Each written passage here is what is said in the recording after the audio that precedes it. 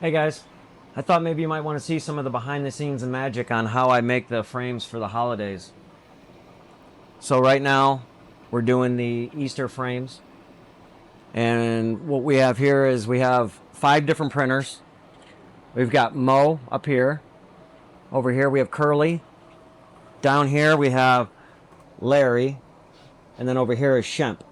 So if you remember the Three Stooges back in the day, I don't know if some of you have no idea what I'm talking about, but it was the Three Stooges. We had Mo, Curly, and Larry, and then they had another character, Shemp, that showed up later on, and so he's the 4th.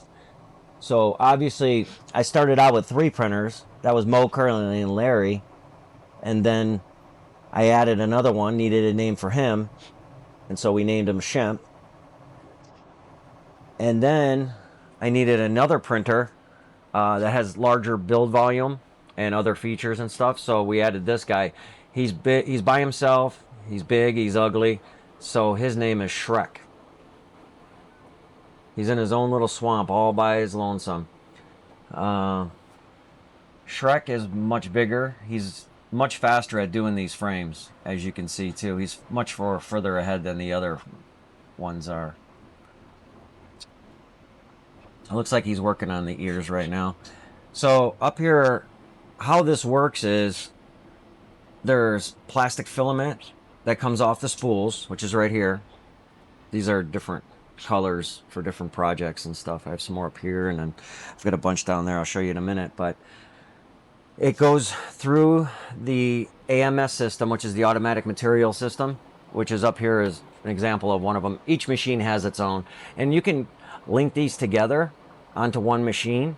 So if you do that, what would happen is you can make a print of, 4 colors, 8 colors, up to as many as you want, really, because you can just keep linking them together.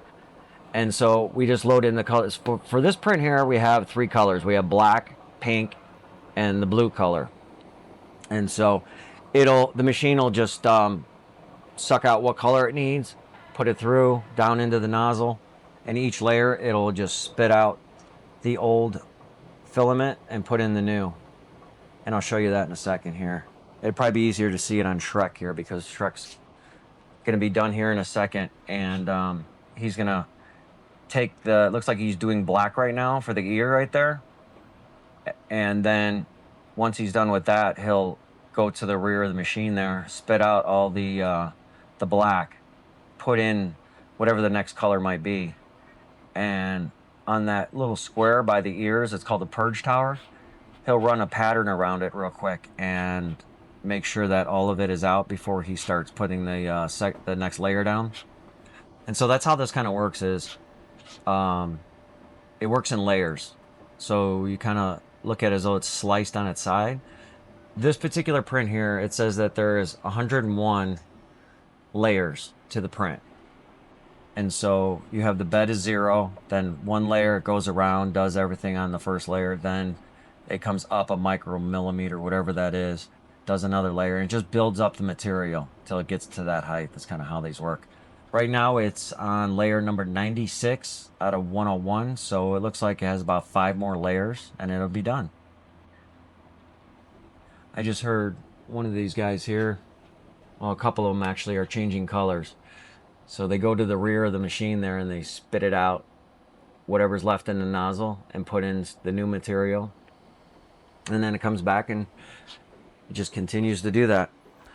So these are all the different colors I have over the years from different projects, different frames, everything. It's right now it's inside. I keep them all inside this box right here. It has a cover, a lid on it with a dehumidifier inside there. And the reason why there's a dehumidifier in there is because this plastic on the roll, it's called PLA, and it's hygroscopic, meaning if you leave it out in the atmosphere, the humidity that's in the atmosphere will absorb into it like a sponge, and you can't print very good with that. So you need to keep it as dry as possible. So like you'll see some of these here are still in plastic vacuum pack bags. I haven't used them yet, so I haven't took them out of the bag yet.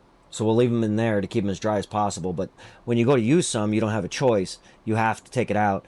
And then when I take it out, I'll put them in this box here with the dehumidifier and keep it usable for the next time. So what's he doing? Let's see. Looks like he is purging out the green, and then he's going to change colors. So you can see back there what it's doing is it's spitting out all the color that it just used, and it's pushing in the new color. And so when it does that, it squirts it out into that little chute back there.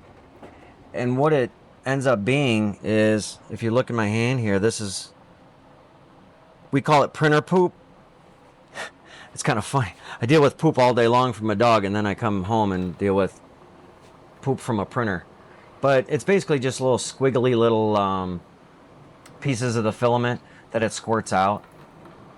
You see all the different colors from the different projects. So every time it changes a color, it will squirt out the old color, and then it'll purge in the new color. So like this one, you can probably see is half of it's like a pink and half of it's more of an orange. It was probably during a color change of, pink to orange.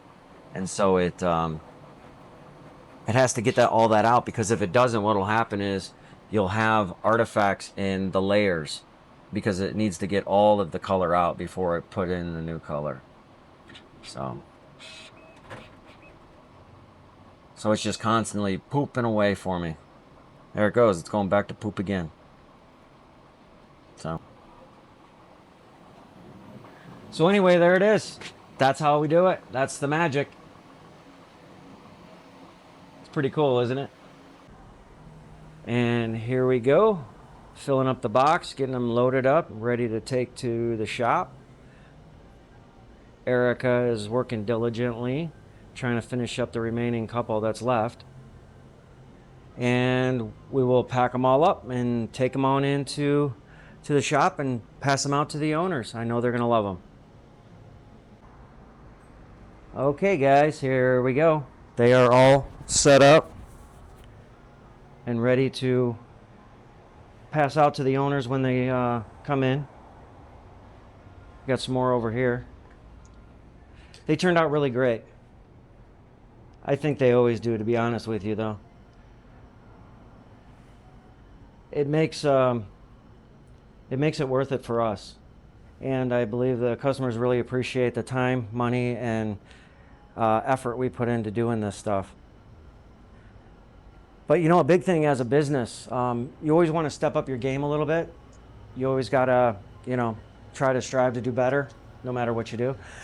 And I was just looking at, we still have a couple leftover frames from last year, if you remember these frames here.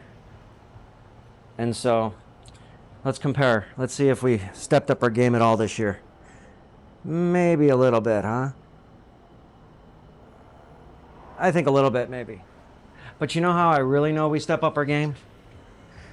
Is I found some frames of our first Halloween when we were in business of the photo, because we've been doing this since day one that we opened. So this is a photo frame of our first Halloween here of a pup. Oop, trying to get the glare out of there for you. So you see it's just like a wooden frame with some stickers put on it. I have to say I think that we definitely stepped up our game on that one. I have to admit. And every year we strive to do better. So, but for this, we're done. See you next time.